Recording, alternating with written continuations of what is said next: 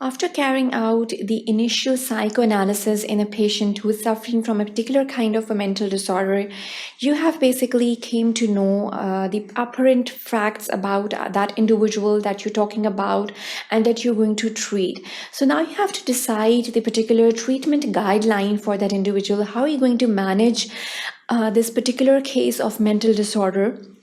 That can range from the mood disorders, it can range from the certain phobias even that the person can be suffering from.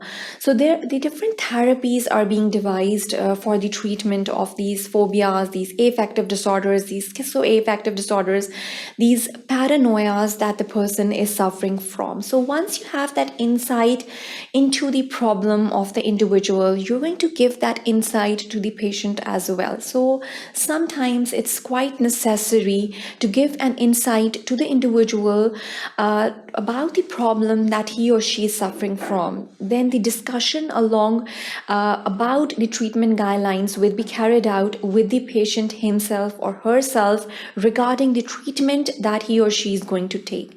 So maybe if he's in a mentally stable state in which he or she can decide for oneself, it can be quite helpful for the psychiatrist and as well as the patient. After you have taken the complete history, you should know the key features regarding that particular person that we are treating or dealing with in a particular case.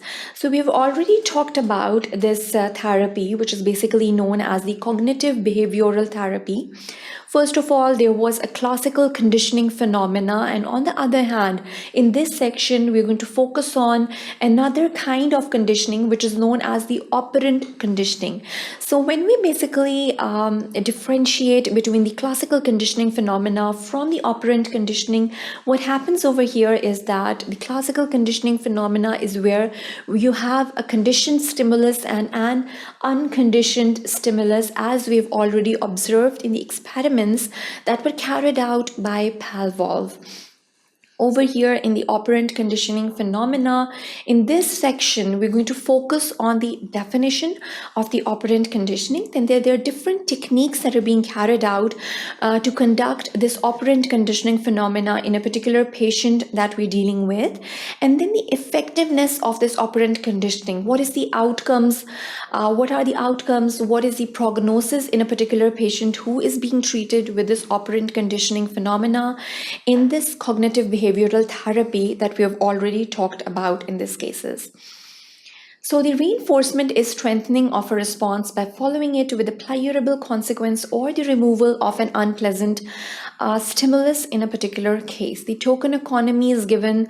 The use of objects are basically called as tokens when we are dealing with these particular patients who are suffering from the mental disorder. So when we have a look at the definition of this operant conditioning, it's the continuous process of reinforcement or the strengthening with a pleasurable consequence or the removal of an unpleasant stimulus. It's basically an opposite of the aversion therapy that we have already talked about, in which a stimulus is basically coupled with an unpleasant effect. So this is how you basically control the behavior of the individuals in these cases.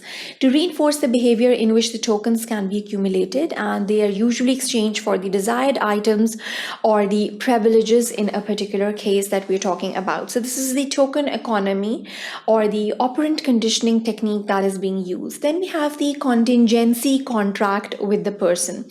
So when we have a look at this mindfulness of 2 weeks that is usually carried out, it is the emotional regulation within these 6 weeks. So giving the emotional intelligence to the patient is again the mainstay of this therapy, the distress tolerance within the next 6 weeks, and then we have the interpersonal effectiveness within the next 6 weeks. So this is basically a 2-week cycle. This is usually carried out. It's almost 6 weeks for one process, then 6 weeks for another process, and then 6 weeks for another process that is being carried out. So this contract is usually a formal written agreement between the therapist and the client can be a teacher, it can be a student, or it can be any other sort of patient in which the goals for the behavioral changes are motivated through that contract. Then the reinforcement, then the advices from the patients are also being taken and they're documented in that contract, and the penalties are clearly stated in that contract as well. So this is basically the definition of the contingency contract that is signed between the patient and the doctor before the therapy has been started or has been initiated in that particular case that we're talking about. So when we talked about the phenomena of extinction, how do you basically go about it? The removal of a reinforcer to reduce the frequency of a behavior. So we've already talked about, when we were talking about the conditioning phenomena the classical conditioning that we've already talked about, there was a state of flooding in which there was a continuous stimulus being given to the patient. And now we are talking about the removal of the reinforcers. And this phenomena is known as extinction phenomena that is being carried out for the cognitive behavioral therapies to reduce the frequency of the behavior in a particular individual. Timeouts are given when you are carrying out this therapy, and extinction process in which the process is removed, in which the person is removed from the situation. So the stimulus is being stopped given, and the person is being removed from the situation. It's another way that provides reinforcement for the undesirable behaviors by being placed in quiet corner away from the possible attention. So these are the divisions of the different treatments that are being provided for the individuals with different sorts of mental disorders over here when we talk about them. Then we have the effectiveness of the therapy in these individuals. The behavior therapies are being given.